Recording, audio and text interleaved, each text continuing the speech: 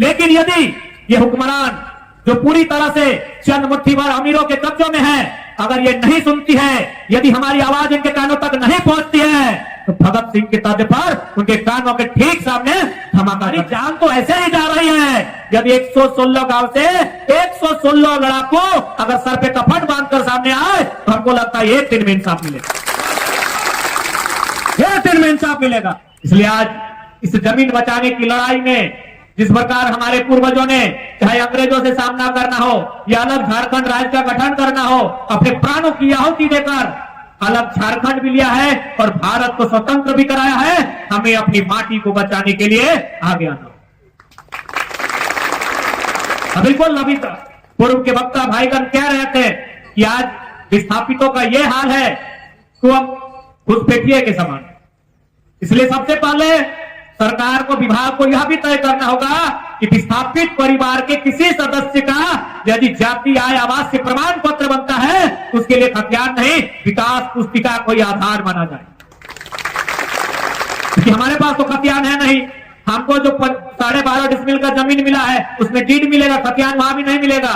तो यदि किसी सरकारी नौकरी में या फिर किसी सरकारी योजना का हमको लाभ लेना है, जहां हमसे जाति आवास से आए या फिर कोई प्रमाण पत्र मांगा जाएगा, हम कैसे बने? हमारे पास तो खतियान है नहीं।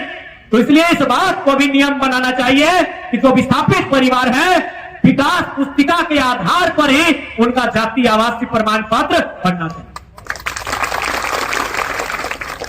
दूसरी बात, चांडिल डैम के लिए जमीन अधिग्रहण का 1980 में किया गया है या 78 में या 82 में, यदि मुआवजा 2023 में दिया जाएगा तो अकॉर्डिंग 2023 के अनुसार मिलना चाहिए। 2023 में अगर मुआवजा मिलेगा तो 2023 के अनुसार मिलना चाहिए। क्योंकि यदि 1980 का मामला है, अगर आप 1980 में हमें पूंजी देते तो उस पूंजी से हम पूंजी बना चुके होते। इसलिए अगर आप 23 में मुआवजा देंगे तो 23 के अनुसार मुआवजा मिलना चाहिए, इस बात को बताना होगा। और ऐसा हो चुका है, ऐसा इसी भारत देश में हो चुका है। इसलिए चूंकि झारखंड के लोग कमजोर माने जाते हैं, झारखंड के लोग सरकारी तंत्रों के सामने कमजोर माने जाते हैं, इसीलिए हमारे लिए अलग नियम है, ताकि इसी देश में मुआवजा के विषय में जिस समय मुआवजा दिया गया था उस समय की राशि का निर्धारण किया गया। इसलिए आज इस बात को ध्यान में रखना होगा। और एक बात स्पष्ट कहेंगे, जब 116 गांव की लड़ाई है, सबसे पहले आज परसों से धरना के माध्यम से हो, अनशन के माध्यम से हो, भूख हड़ताल के माध्यम से हो या फिर किसी अन्य माध्यम से हो, लगातार विस्थापितों ने आंदोलन किया है। लेकिन यदि ये हुक्मरान जो पूरी तरह से चंद मुट्ठी भर अमीरों के कब्जों में है, अगर ये नहीं सुनती है, यदि हमारी आवाज इनके कानों तक नहीं पहुंचती है, तो भगत सिंह के तर्ज पर उनके कानों के ठीक सामने धमाका करना। आज चर्चा कर रहे थे, इस बार जल का स्तर 185 तक जाएगा, कई गांव डूब जाएंगे। जाहिर सी बात है, उस गांव के लोगों का जीवन प्रभावित होगा। कुछ लोग हो सके तो उनकी जान और माल की क्षति भी हो सकती है। तो हम तो ऐसे जान जा रही है, हमारी जाने तो ऐसे जा रही है। जल का स्तर बढ़ने से, विस्थापित हो जाने से, बेरोजगार हो जाने से, रोजी रोजगार नहीं मिलने से हमारी जान तो ऐसे ही जा रही है। यदि 116 गांव से 116 लड़ाकू अगर सर पे कफन बांधकर सामने आए, तो हमको लगता है एक दिन में इंसाफ मिलेगा, एक दिन में इंसाफ मिलेगा। क्योंकि हम लोग जान का डर करते हैं और ये लोग जानते हैं, जो बड़े अधिकारी पदाधिकारी हैं, ये लोग डरे सहमे लोग हैं। इन्हें जितना डरा के रखेंगे उतना काम आसानी से होगा।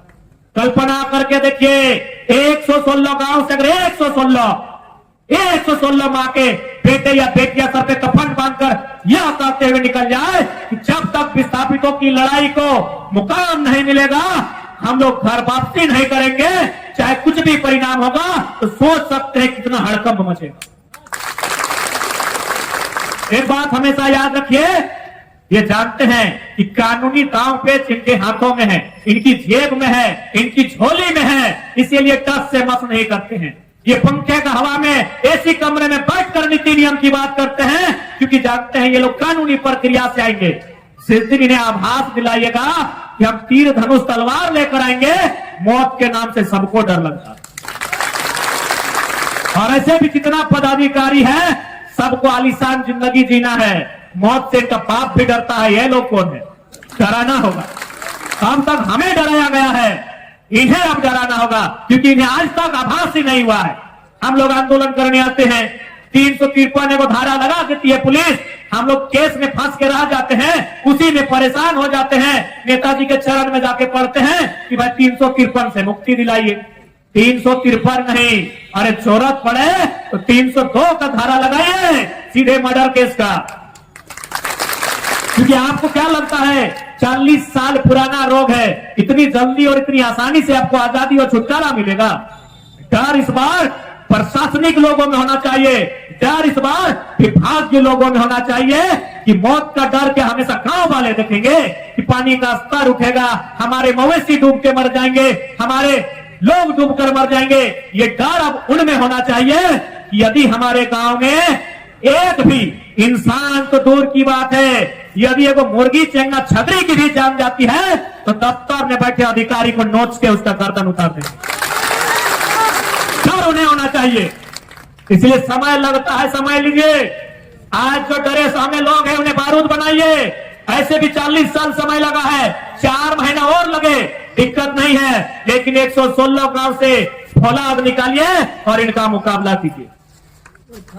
क्योंकि आज यदि आज हम लोग चुप बैठते हैं तो आने वाला दिन आप क्या सोचते हैं? निर्मल महतो की शहादत के पीछे झारखंड का लड़ाई नहीं है, स्वर्ण रेखा नदी परियोजना का भी रोल है। इस बात को आप इतिहास के पन्नों से खोद कर निकालिए। निर्मल महतो की शहादत के पीछे स्वर्ण रेखा नदी घाटी परियोजना का भी योगदान है। इस बात के इतिहास को पुष्टि कीजिए। इसीलिए ये लोग एनआई जांच, सीबीआई जांच करने से डरते हैं, क्योंकि इस जिद में बड़ी बड़ी मछलियां फंसेंगी, जिनका संबंध टाटा से होगा, जिनका संबंध बड़े बड़े उद्योगपतियों से होगा। इसीलिए आज पूंजीपतियों की सरकारों में उनकी जांच नहीं हो पाती। इसलिए आज जितने भी लोग यहां आए हैं, हम लोग भाषण देने के लिए कतई नहीं आए हैं, आपके आंदोलन को समर्थन देने के लिए आए हैं। और एक बात स्पष्ट कहना चाहेंगे, ये लड़ाई आपकी है। हम लोग प्रत्येक दिन धनबाद से 200 किलोमीटर का सफर करके यहां तक नहीं आ पाएंगे।